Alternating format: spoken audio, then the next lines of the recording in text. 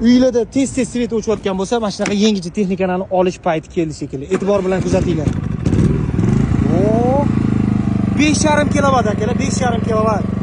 Duh konturli kotolinglar bo'ladigan bo'lsa, buni kichkinaligini e'tibor bilan kuzatinglar.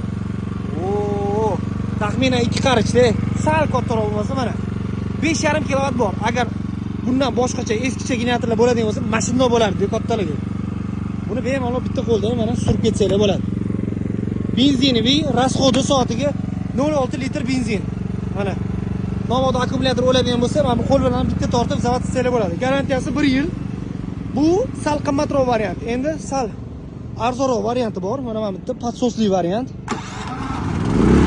Mana bu ovozi balandroq, открытый variant. U закрытый edi mana.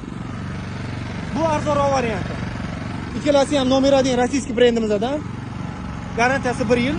Buni rasxodi ham bir xil.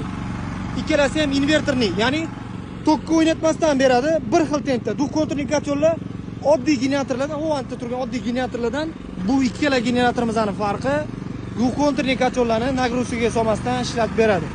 E'tibor bilan kuzatinglar, ikkalasi ham ixcham, katta emas, noqulay emas, mashinani bagajida ham bemalol ketaveradigan variant. Narxlarini pastki nomerlardan bemalol aniqlab olsanglar bo'ladi.